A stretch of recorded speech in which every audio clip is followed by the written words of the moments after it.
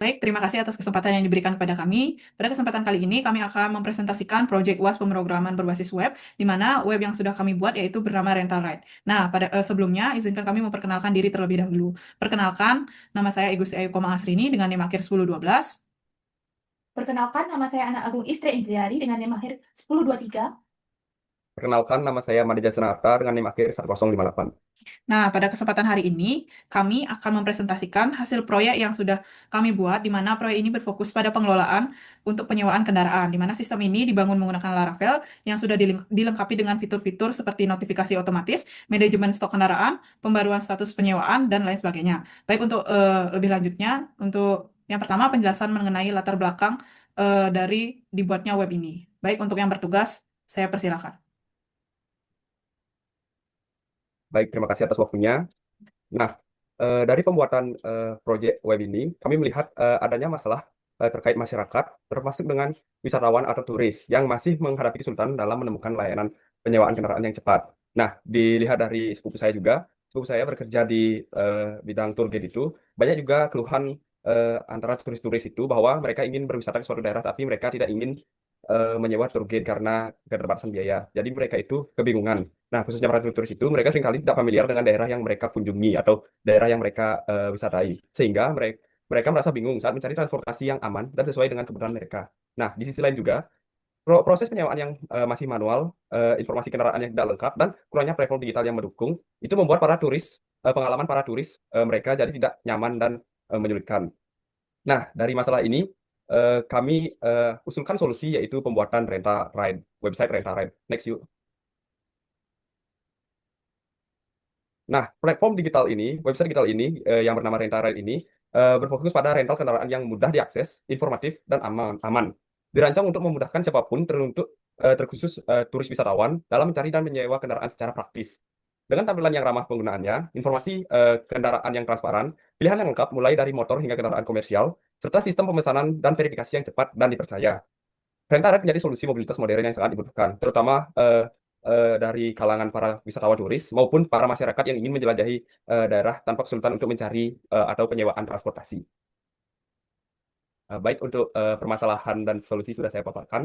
Waktu kembali saya berikan kepada moderator. Oke, itulah penjelasan dari permasalahan dan juga latar belakang permasalahan dan juga solusi yang kami tawarkan dari membuat web ini. Oke, untuk selanjutnya kita lanjut ke penjelasan mengenai hasil dari implementasi yang sudah kami buat dalam bentuk web. Baik, untuk yang bertugas saya persilakan. Baik, terima kasih atas waktunya. Di sini saya akan menjelaskan implementasi dari hasil ide yang kami dapatkan. Eh, di sini kami membuat sebuah website yang seperti dijelaskan di awal itu bernama Rental Ride. Pada website ini, untuk tampilan awalnya pada dibuka itu, di sini ada judul dari websitenya, lalu menu yang menampilkan beranda, tentang kendaraan dan kontak dari websitenya. Lalu di sini ada menu untuk login atau register. Di sini ada tagline dari website kami. Di sini ada informasi tentang website kami, informasi singkat. Lalu di sini ada pilih kendaraan. Jika kita mengklik salah satu, kalau sebagai user, di sini jika belum login, maka tampilannya akan seperti ini. Kita akan diarahkan untuk login terlebih dahulu. Jadi kita langsung login saja.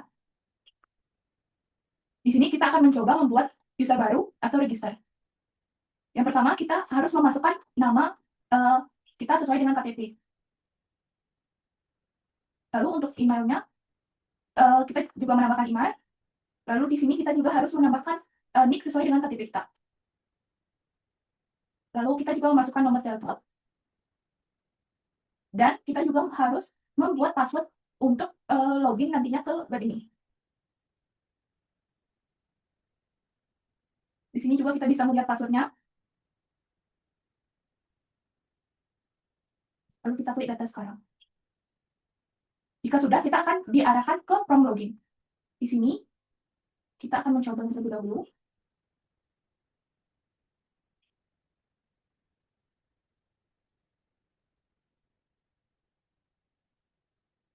Jika kita salah memasukkan password, akan ada informasi alter seperti ini. Error, email atau password yang salah.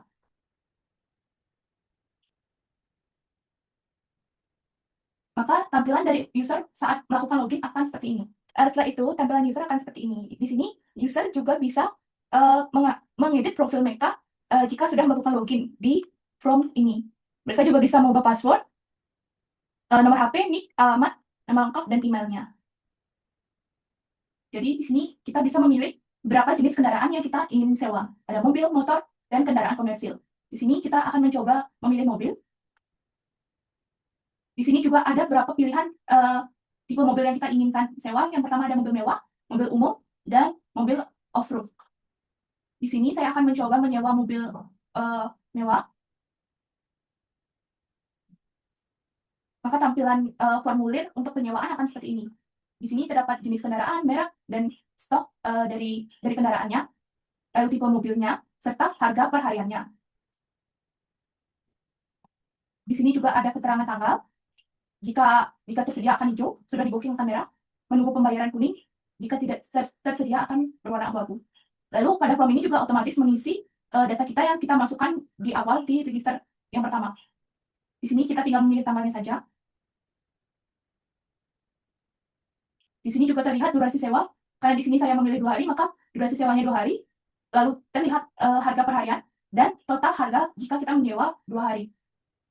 Setelah di formnya juga kita harus menginputkan foto identitas, KTP atau paspor dari si penyewa. Di sini saya akan mencobakan contoh KTP. Lalu kita klik booking sekarang. Jika kita berhasil booking, akan diarahkan ke dashboard pemesanan.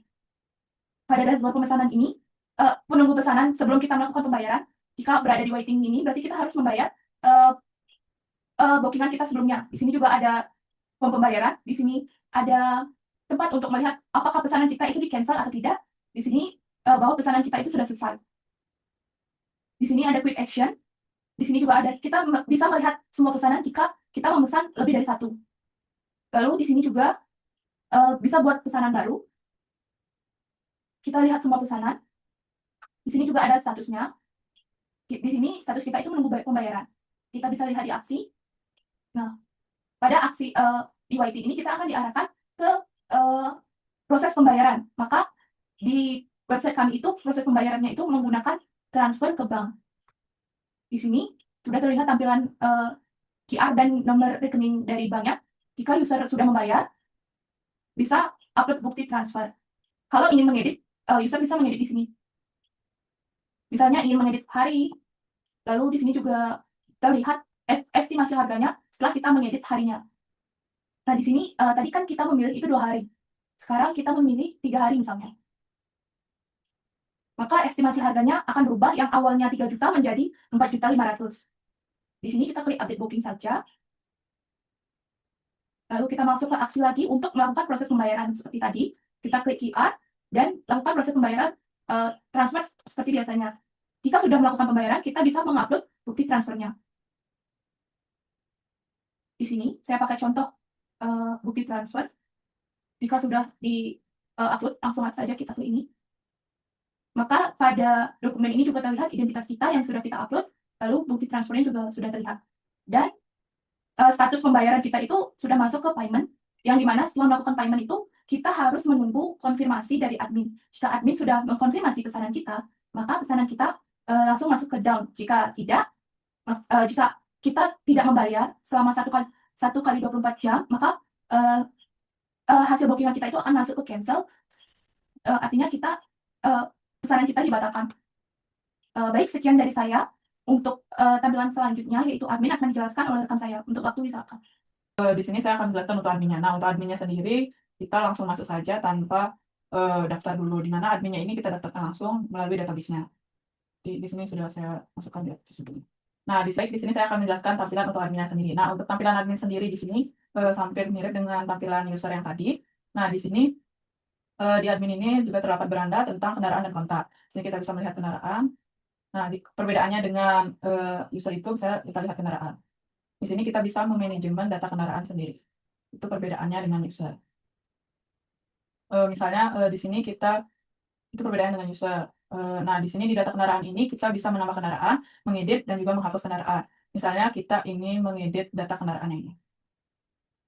Nah, kita edit mereknya ini hitam. Kemudian kita mengedit stoknya menjadi 2. Ya, lalu kita terbagi. Nah, maka di sini namanya akan berubah menjadi ginjal hitam dan seterusnya menjadi 2. Misalnya di sini kita juga ingin menghapus. Misalnya di sini kita ingin menghapus data kendaraan, misalnya ini hapus. Nah, data kendaraannya akan menjadi hilang. Oke. Selanjutnya di sini kita juga selain mengedit dan juga menghapus, kita juga bisa menambah data kendaraan. Di sini kita misalnya pilih jenis kendaraan motor, mereknya Ninja, lalu tipenya Network Sport.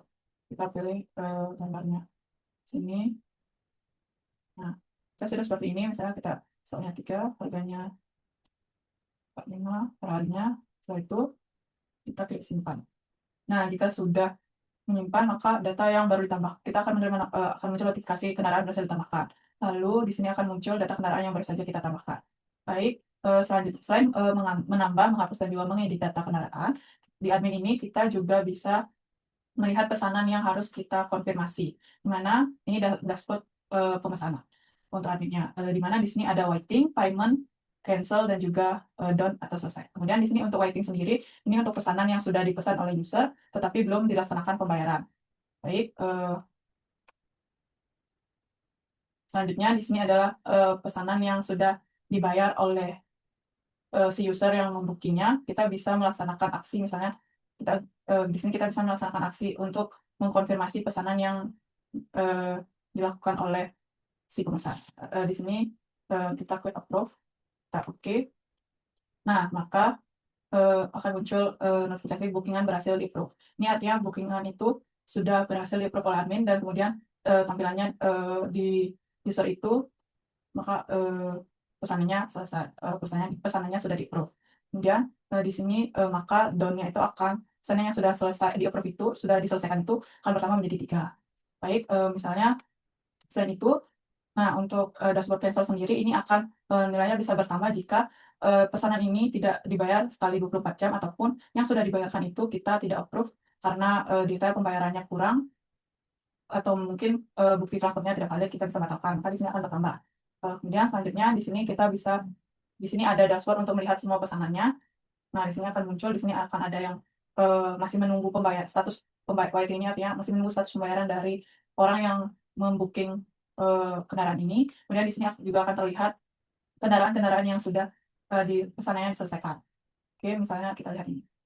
Nih, di sini kita juga bisa melihat detail pesanan dari pemilik dari user yang sudah memesannya.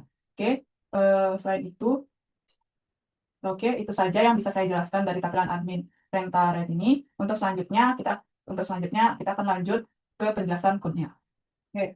Oke, selanjutnya di sini saya akan lanjut menjelaskan ke code-nya. Nah, di sini saya akan menjelaskan kode yang ada pada controller. Nah, di sini terdapat beberapa controller. Di sini saya akan menjelaskan beberapa. Yang pertama yaitu alter controller. Nah, pada code ini berfungsi untuk mengatur seluruh pengelolaan notifikasi dalam sistem penyewaan ini, di mana di sini berfungsi untuk admin maupun alter untuk admin dan juga alter untuk user.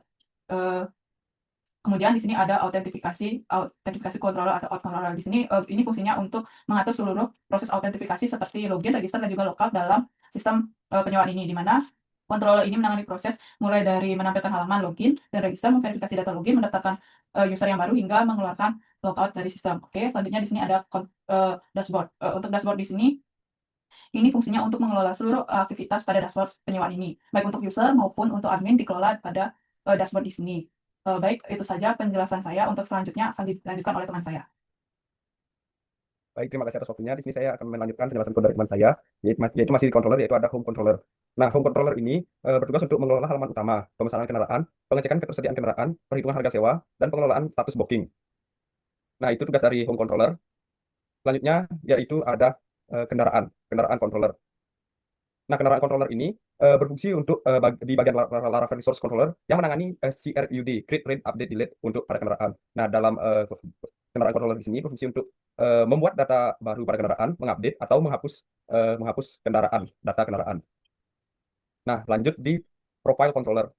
Nah, profile controller ini bertugas untuk memberikan pengelolaan di profil pengguna pada aplikasi Laravel, termasuk untuk menampilkan halaman edit profil, memproses dan menyimpan perubahan data profil, dan mengubah password untuk user. Nah, ini bersifatnya opsional untuk mengubah password ini. Nah, sekian dari penjelasan kode dari controller. Selanjutnya akan lanjut di code model dan ini akan dijelaskan oleh rekan saya. Silakan. Baik, terima kasih atas waktunya. Di sini saya akan menjelaskan kode dari model secara singkat. Yang pertama itu ada booking alter. Pada booking alter ini adalah yang digunakan untuk mengelola data notifikasi atau alter terkait dengan penyewaan kendaraan dalam database. Model ini merepresentasikan tabel booking alter. Jadi apa saja yang dilakukan booking alter itu mengatur atribut yang dapat diisi, lalu mengatur tipe data atau casting, dan relasi ke model lain. Yang kedua itu ada fungsi utama cancel. Cancel adalah fungsi untuk mencatat dan mengelola data pembatalan penyewaan kendaraan dalam database. Model ini mewakili tabel cancel atau yang sesuai dengan penamaan migrasi yang kita buat, menyimpan informasi terkait pembatalan. Jadi apa saja yang dilakukan cancel itu melindungi kolom dari miss assignment dan relasi model penyewaan seperti yang kita sebutkan tadi. Lalu di sini ada kendaraan. Fungsi utama kendaraan itu untuk mengelola data kendaraan yang tersedia untuk disewa dalam sistem. Model ini tidak hanya menyimpan data dasar seperti jenis, tipe, harga, dan stok, tetapi juga memiliki fungsi logika seperti pengecekan serta kesetiaan dan status stok dari kendaraan kita. Apa saja yang dapat dilakukan itu mengatur atribut dan casting, relasi ke model lain, dan format dan presentasi data. Selanjutnya itu logika bisnis, mengecek ketersediaan kendaraan. Yang kelima, logika bisnis mengecek status dan stok kendaraan. Dan yang keenam itu bisa melakukan scope query. Selanjutnya itu penyewaan. Pada penyewaan adalah data transaksi penyewaan data kendaraan dalam sistem. Model ini tidak hanya menyimpan data penyewaan tanggal, kendaraan, status, tapi juga memiliki logika bisnis seperti perhitungan total harga, pengecekan ketersediaan jadwal atau overlapping, dan status transaksi. Jadi apa saja yang bisa dilakukan? Pada penyewaan ini bisa melakukan konfigurasi dasar, lalu relasi ke model lain. Yang ketiga itu scope query atau filter data dengan cepat. Yang keempat itu ada asesor dan atribut tambahan. Yang kelima itu logika bisnis tambahan. Selanjutnya itu adalah model status. Model status ini digunakan untuk mempresentasikan status dari transaksi penyewaan kendaraan dalam sistem. Status ini mengelompokkan tahapan dalam proses penyewaan seperti waiting, payment, cancel, dan down yang seperti kita tampilkan tadi di awal. Jadi apa saja yang bisa dilakukan oleh status itu mengkonfigurasi dasar model, lalu relasi ke model lain seperti model-model sebelumnya. Lalu yang terakhir ini ada model user. Jadi model user ini digunakan untuk mempresentasikan penggunaan sistem baik admin maupun user dalam proses penyewaan kendaraan. Model ini juga bisa menangani autentifikasi, relasi, dan penyewaan dan riwayat transaksi penggunaan. Untuk fungsinya itu sama seperti model lain, hanya di sini ada fungsi tambahan atau custom method. Lalu selanjutnya di sini juga ada view yang sebagai tempat untuk kita membuat tampilan front end dari websitenya. Dan di sini juga ada migration untuk kita meng-create tabel secara langsung di Laravel tanpa kita harus membuka MySQL. Sekian yang dapat saya sampaikan. Untuk waktu saya kembalikan lagi ke moderator. Baik, sekian yang dapat kami sampaikan. Jika ada salah-salah kata, kami mohon maaf. Sekian dari kami. Terima kasih.